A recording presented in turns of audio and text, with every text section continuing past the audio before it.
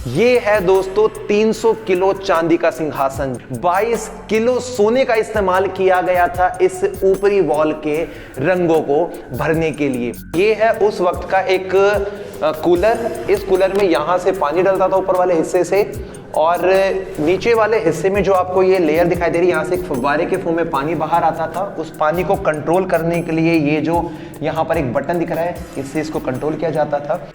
Junagadh palace के काफी सारे महलों कक्षों के अंदर भी शामिल है यहाँ का कर्ण महल, जो अपनी एक अलग विशेषता के लिए जाना जाता है, क्योंकि इस कक्ष के अंदर हम देखेंगे उन राजमहलों के लोगों का जो राज तिलक है वो यहीं से शुरू किया गया था। लेकिन दोस्तों उससे पहले मैं आपकी जो नजरें हैं वो इसके ऊपरी वॉल पर लेकर जाने के लिए कहूंगा, और आप यहां पर जो ये इतना सुंदर नेचुरल रंगों से भरी हुई और गोल्ड प्लेटेड वर्क के साथ में जो ये पूरी वॉल देख रहे हैं दोस्तों, ये 1631 के समय में यहां के 9th महाराजा कर्ण सिंह जी के द्वारा इस महल के इस भाग को बनाया गया था।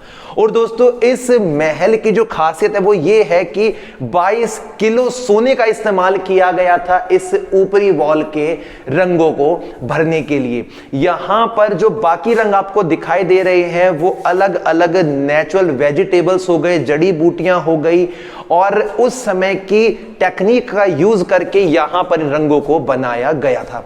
अब दोस्तों सामने की तरफ आप जो ये इतना बड़ा सिंहासन देख रहे हैं, ये है दोस्तों 300 किलो चांदी का सिंहासन, जो सबसे ज्यादा आकर्षण का बिंदु है, और यहीं से शुरू हुआ था बीकानेर राजघराने का राज तिलक होना 1631 के बाद से।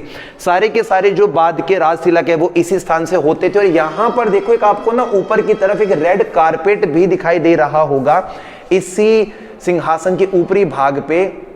दोस्तों ये था उस वक्त का पंखा, जिससे एक रस्सी के द्वारा खींचा जाता था और जो यहाँ पे बैठे रहने वाले महाराजाओं को हवा देता था। नीचे की तरफ ये जो आपकी कारपेट देख रहे हैं, इसे बोलते हैं जाजम। ये बीकानेर की लोकल भाषा का एक शब्द है। और दोस्तों ऊपरी जो काम किया गया है ना, अंदर की तरफ देखो लकड़ी का काम आपको देखने को मिलेगा इसके और भाग पे।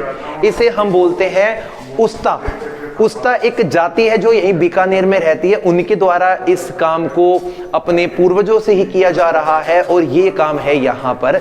और इस तरफ देखिए ऊपरी भाग में आप देखेंगे कि 1631 में काम शुरू करवाया गया था गोल्ड का वर्क, और आज तक इसमें कोई भी चेंज नहीं किया गया है। रंग भी बिल्कुल एज इट इज बना हुआ है, और कुछ जगहों से रंग उतर गया है, उसे दोबारा से रिनोवेट नहीं करवाया गया है। और दोस्तों ये है यहाँ का सबसे ज्यादा आकर्षण का बिंदु। अब हम चलते हैं महल के आगे वाले भाग में। जूनागढ़ किले के तीसरे कोर्टयार्ड डांस कोर्टयार्ड में आपका मैं स्वागत करता हूं दोस्तों। यहाँ पर आकर्षण का जो सबसे पहला बिंदु बनता है वो है सामने की तरफ रखा हुआ ये काफी बड़ा दरवाजा। दोस्तों 65 किलो वजनी ये दरवाजा पूरा चांदी का बना हुआ है, और एक वक्त पहले यही दरवाजा सबसे ज्यादा आकर्षित करता था लोगों को, जब ये दरवाजा इस तरफ लगा हुआ था। यहाँ पर जब आप देखेंगे तो वर्तमान में इस दरवाजे को चेंज कर दिया गया है, ताकि लोग जब अंदर आते तो बार बार इसको टच ना करें, और इस चीज से बचने के लिए इस दरवाजे को अलग से लगा दिया गया है। अब आप अपने नीचे के इस पूरे फ्लोर पर अपनी नजर डालिए दोस्तों।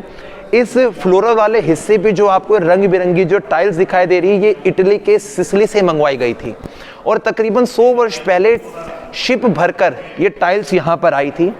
और उस वक्त इन टाइलिंग को लगाने के लिए इतनी ज़्यादा आधुनिक तकनीक नहीं थी, लेकिन बड़े बड़े ग्राफ्स आए थे। उन ग्राफ्स को देखकर इन टाइलिंग के डिज़ाइंस को यहाँ पर लगाया गया, जो कि ज्यों की त्यों बने हुए हैं।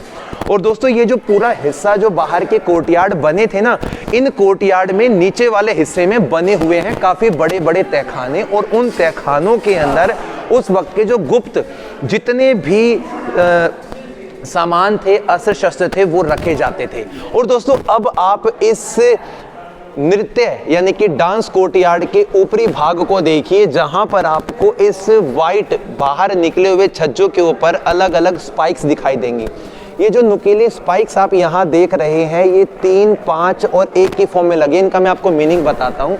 सामने की तरफ जो 5 स्पाइक्स हैं दोस्तों, ये 5 एलिमेंट हैं, यानी कि अगर आप कहें अग्नि, वायु, जल, पृथ्वी और स्काई। और यदि आप 3 स्पाइक देखेंगे जो उसके ऊपरी भाग में आपको देखने को मिल रही है, वो है ब्रह्मा विष्णु महेश को इंगित करते हैं। और जो सिंगल स्पाइक्स आपको दिखाई दे रही हैं दोस्तों, ये यूनिवर्स को दिखाते हैं। और ये वो स्थान है दोस्तों जहां पर जो शाही राजघराने परिवार के जितने भी सदस्य थे वो नृत्य का, प्रोफेशनल डांसर्स को देखा करते थे। इस नीचे वाले हिस्से में जो राजकुमार थे, राजकुमारियां थी, वो बैठा करते थे। और जो ऊपरी जो भाग है वहां पर महिलाएं बैठती थी, क्योंकि महिलाओं को एकदम से बाहर आने की अनुमति नहीं थी और वो इन झरोकों के पीछे से होने वाले इस पूरे फंक्शन को देखती थी। और दोस्तों ये जो पूरा कोर्टयार्ड है, ये जो पूरा हिस्सा है, ये इस किले के सबसे प्राचीनतम, सबसे पुराने हिस्सों में शामिल है। और इस पूरे कोर्टयार्ड के आसपास काफ़ी सारे महल बने हुए हैं जिनको हम एक एक करके एक्सप्लोर करेंगे और आपको बताएंगे कि उनकी क्या क्या विशेषता है। आ जाइए दोस्तों, अब चलते हैं इसकी किसी अगले कक्ष में उनकी विशेषताओं को खंगालने के लिए। दोस्तों अब मैं आपको दिखाने जा रहा हूं बादल महल। और इस बादल महल की अपनी एक विशेषता है। सामने की तरफ जैसे आप एंट्री करोगे तो इस पूरी वॉल के ऊपर आप देखेंगे कि बादल बनाए गए हैं, बिजली बनाई गई है और नीचे वाले हिस्से में रेन दिखाई गई है। क्योंकि बीकानेर का ये वाला जो स्थान था, यहाँ पर डेजर्ट, मरुस्थल हुआ करता था, तो यहाँ के राजाओं ने इस वाले हिस्से पर बारिश की एक इमेज दिखाने के लिए उन्होंने इस रूम को ऐसा बनाया। दोस्तों ये है उस वक्त का एक कूलर। इस कूलर में यहाँ से पानी डलता था ऊपर वाले हिस्से से, और नीचे वाले हिस्से में जो आपको ये लेयर दिखाई दे रही है, यहाँ से एक फव्वारे के फॉर्म में पानी बाहर आता था। उस पानी को कंट्रोल करने के लिए ये जो यहाँ पर एक बटन दिख रहा है, इससे इसको कंट्रोल किया जाता था। लेकिन बीकानेर के इस वाले स्थान पे पानी की बहुत कमी थी, तो पानी को रिसाइकल करने के लिए यहाँ पर जो ये आपको होल दिखाई दे रहा है, इसका सारा जो पानी था बाहर की तरफ जो होली चौक बना है वहां पे जाता था। अब यहाँ पर आकर्षण का दूसरा बिंदु बना है ये गोलकुंडा की एक बहुत फेमस विष्णु भगवान माँ लक्ष्मी की और तारा ध्रुव की एक बहुत सुंदर प्रतिमा। पीछे की तरफ चाइनीज डिजाइन किया गया है, मिरर लगाए गए हैं रिफ्लेक्शन के लिए। और ये कमरा हुआ करता था म्यूजिशियन रूम, जहां पर आपको सारंगी और वीणा दोनों तरफ अलग अलग हिस्सों में रखी हुई दिखाई दे जाएगी। और इन गेटों के ऊपर बाद में दोबारा से पेंट किया गया है, ऑयल पेंट इसको रिकवर करके किया गया है, जो आज भी इनके जो कारीगर हैं यहीं पर रहते हैं। अब चलते हैं दोस्तों इसके आगे वाले हिस्से में, वहां जाकर और चीजों को हम देखने वाले हैं। महाराज गंगा सिंह के बाद में महाराज शार्दुल सिंह और उनके बाद में महाराज करणी सिंह जी बीकानेर की राजगद्दी पर बैठे। और उनके राजगद्दी पर बैठने के बाद में तकरीबन 25 वर्षों तक बीकानेर के वो एमपी भी रहे। और दोस्तों ये जितने भी आपको यहाँ पर अभिनंदन पत्र दिखाई दे रहे हैं, जो ग्रीटिंग कार्ड्स दिखाई दे रहे हैं, ये उनके एमपी बनने के बाद में जो यहाँ के स्थानीय निवासी उनको जब मुबारकबाद दिया करते थे या फिर उनके जन्मदिन पर उनको विशेष दिया करते थे, तो ये सारे के सारे जितने भी लेटर्स हैं यहाँ पर उन्होंने संजो के रखे हैं। और इस पूरी गैलरी को यदि आप आगे चलकर देखेंगे तो काफ़ी सारे आपको ये जो लेटर्स हैं आपको हर जगह दिखाई देंगे। जब कभी भी वो बीकानेर आते थे या उनका जन्मदिन होता था, कोई फेस्टिवल होता था, किसी के घर पे कोई त्योहार होता था, जब उन्हें आमंत्रित करते थे, तो ये सारे के सारे ये वही लेटर्स हैं जो महाराज करणी सिंह जी के समय के आज भी रखे गए हैं।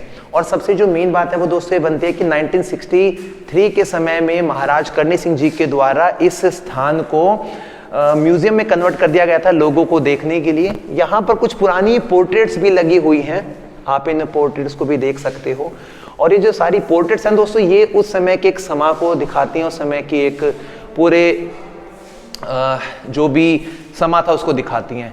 ये इनकी ओलंपिक्स की कुछ ये फुटेज यहाँ पे ली गई है, क्योंकि ये ओलंपिक में गेम भी खेला करते थे महाराज करणी सिंह जी।